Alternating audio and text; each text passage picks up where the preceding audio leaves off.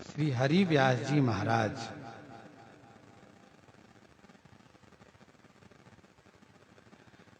उस चटथावल गांव के सभी लोगों को वैष्णव बना दिए। उस गांव में एक सोपच रहता था। वह पहले से ही श्रद्धावंत तो था, लेकिन उस दिन वह कहीं बाहर गया था। जब आया और उसने गांव में देखा, अरे वाह, सब माला वाले, सब तिलक वाले और सब के सब भगवान की पूजा कर रहे हैं। एक हम ही अभागा है कि वंचित रह गए। तब इन्होंने प्रार्थना किया। हरि व्यास जी ने इनको अपना उचिष्ट प्रसाद दिया। उस प्रसाद के प्रभाव से तुरंत उनको प्रेम की प्राप्ति हो गई और फिर इनको भी वैष्णवीय दीक्षा दे करके इनके जीवन को धन्य किया। इनके जीवन को धन्य किया।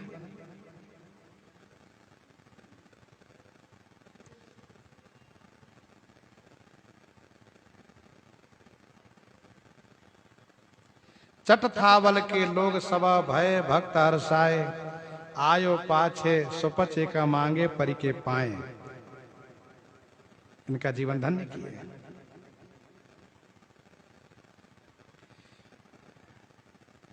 श्री व्यास जी ने चटथावल गांव से प्रस्थान किया। देवी जी ने कहा, गुरु जी मुझे भी साथ में रखिए। कहा नहीं नहीं, आप यहीं रहिए। आपके यहाँ रहने से भक्ति की रक्षा होगी। लोग भजन भक्ति करेंगे, नहीं तो फिर लापरवाह हो जाएंगे, सब आलसी हो जाएंगे। कहा ठीक। व्यास जी आगे दूसरे गांव में गए और जब दूसरे गांव में गए तो वहां पर उन्होंने डेरा डाल दिया। वहां के लोग बड़े नास्तिक थे। 2 दिन बीत गए, किसी ने कुछ पूछा ही नहीं। देवी जी दर्शन के लिए गए।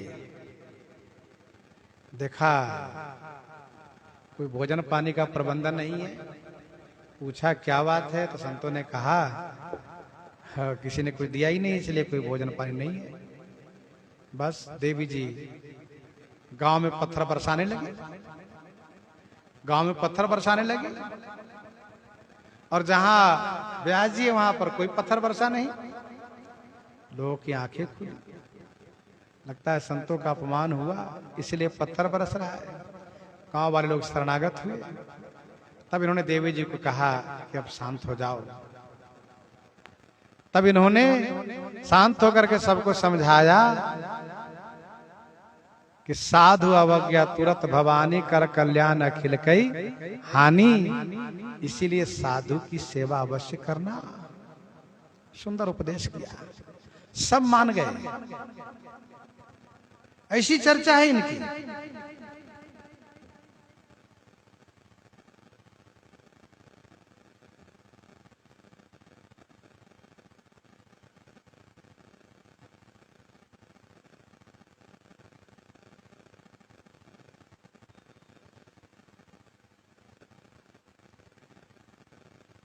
एक बहुत दूर देश में रहता था।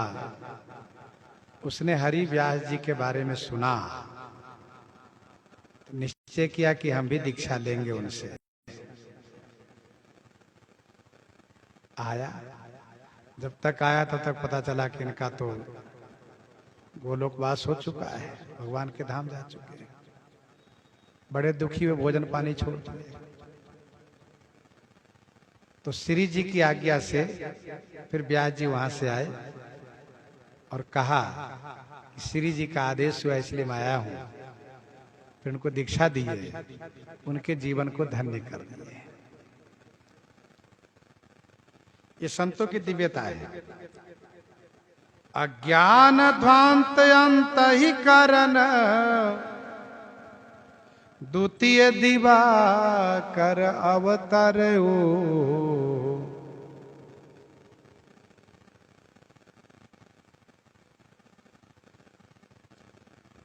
अज्ञान ध्वांत अंतहीकरण, अज्ञानता रूपी ध्वांत माने अंधकार को अंत करने के लिए दूसरे ही दिवाकर नाम के महात्मा, दिवाकर माने सूर्य के समान अवतार लिए। उपदेश नृप सिंह रहत नित आज्ञाकारी,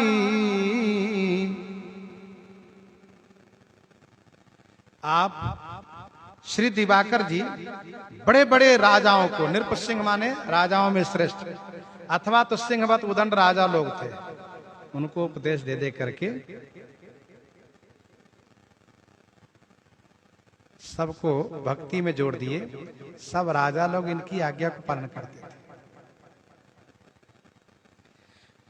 पक्क वृक्ष ज्यों नाय संत पोषक उपकारी, जैसे पका हुआ वृक्ष अर्थात जिस वृक्ष के फल पक जाता है उसकी डालियां झुक जाती है, तो पक्क वृक्ष ज्यों नाय, पका हुआ वृक्ष की तरह श्री दिवाकर जी विनम्र थे, झुके हुए थे।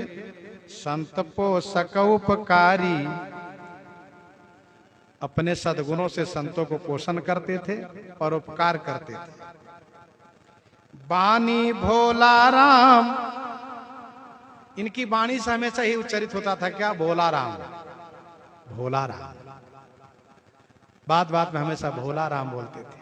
वाणी भोला राम सुहृद सबहीन पर छाया, और सबके लिए सुहृद माने मित्र थे, सब पर करुणा दया की छाया करते थे। भक्त चरण रज जांची विशद राघो गुण गाया, भक्त चरण रज जांची, भक्तों के चरण रज की याचना करते थे और श्री रघुनाथ जी के विशद जस को गायन किए हमेशा। करम चंद कश्यप सदन बहुरियाए मनो बपू धर्यो, इनके पिताजी का नाम था करमचंद। करमचंद मानो कश्यप जी के समान थे। इन्हीं के सदन माने घर में, बहुरी माने फिर आकर के सूर्य भगवान दिवाकर के रूप में अवतार लिए।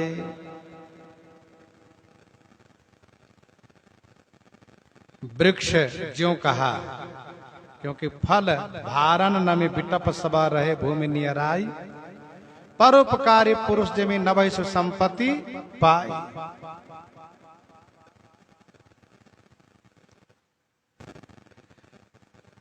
संतों के चरण रज के प्रति अनुरक्त रहते थे। पुण्य पुंज करुणा के सागर मानो मूर्तिमान अगमर्शन, परम तीर्थ है उन संतों की चरण रेणु का एक एक कण। विष्णु विधाता उमानाथ भी जाते हैं जिन पर कुर्बान, कर न सकेंगे शेष शारदा तक जिनका सम्यक गुणगान। जिनके सन्मुख लज्जित होता परमेश्वर का दिव्य विधान, उन संतों की चरण धूलि का एक एक कण तीर्थ महान। नित प्रति आवत संत सुजाना, सब विधि सेवत यह जग जाना। घटत सौज गुदरी धरी आवे, इनके पास एक अमूल्य गुदरी थी दिवाकर जी के पास। जब संत आवे तो उसको गिरवी में रख देते थे और संतों की सेवा करते थे, फिर पैसा फिर छुड़वा लेते थे। एक दिन 20 साधु आ गए,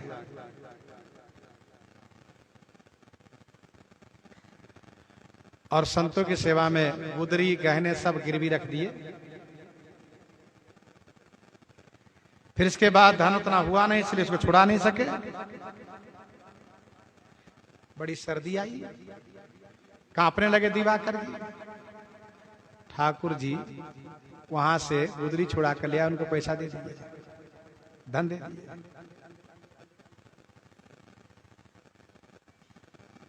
और इनको ला गुदरी उड़ा दिए।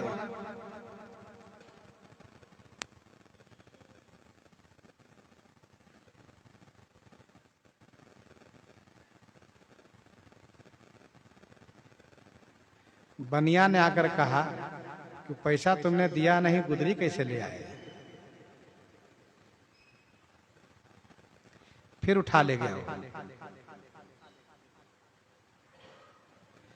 भगवान दूसरी गुदरी लाके उड़ा दिए। तब बनिया की आंखें खुली, दिवाकर जी के चरण में पड़ करके क्षमा याचना किया, फिर वो भक्त बन गया। इस प्रकार से दिवाकर जी की कथा है। इसके बाद भादो कृष्ण पक्ष की एकादशी के संदर्भ में भगवान श्री कृष्णचंद्र जी से श्री युधिष्ठिर जी महाराज ने पूछा, क्या नाम है, क्या इसकी कथा है, सुनाइए। तो पुराणों में वर्णन है, भगवान श्री कृष्णचंद्र जी ने कहा, राजन, भादो कृष्ण पक्ष की एकादशी के नाम है अजा, जो समस्त पापों के नष्ट करने वाली है एकादशी। पूर्व काल की बात है, अयोध्या के राजा एक हरिश्चंद्र हुए, जिन्होंने सपने में विश्वामित्र जी को भूमि दान किया, राज्य दान किया, और सचमुच विश्वामित्र जी आकर ले लिए, सब दे दिया। दक्षिणा देने के लिए काशी में जाकर के स्वयं बिक गए, पत्नी को बेचा, बेटे को बेचा, स्वयं बिक गए, और श्मशान में कर लेने के लिए उनको लगाया गया। एक दिन इनके मन में बड़ी ग्लानि होने लगी कि धर्म पथ पर चलने पर आज मेरी ये दशा हुई। अचानक गौतम जी का दर्शन हुआ। गौतम जी से इन्होंने अपनी सारी बातें कही। गौतम जी ने कहा, राजन, तुम भादो कृष्ण पक्ष की अजा एकादशी का व्रत करो, उसके पुण्य के प्रभाव से सब सुख वापस आ जाएंगे। इन्होंने एकादशी का व्रत किया। द्वादशी के दिन इनके ऊपर सभी भगवान प्रसन्न हो गए। ब्रह्मा जी, विष्णु जी, शिव जी, इंद्रादि देव सब आए, विश्वामित्र जी आए, और बेटा जीवित हुआ, पत्नी श्रृंगारों से सब अलंकृत हो गई, और सब लोग इन पर पुष्प वृष्टि किए, सब सम्मान किए, इनको अयोध्या का राजा बनाया गया। तो इस प्रकार से इस एकादशी की बड़ी महिमा है। पाप को नष्ट करने के लिए, सुंदर जीवन में मंगल शुभ को अभ्युदय होने के लिए एकादशी का व्रत अवश्य करना चाहिए। इन्हीं के साथ आज सीताराम सीताराम सीताराम सीताराम।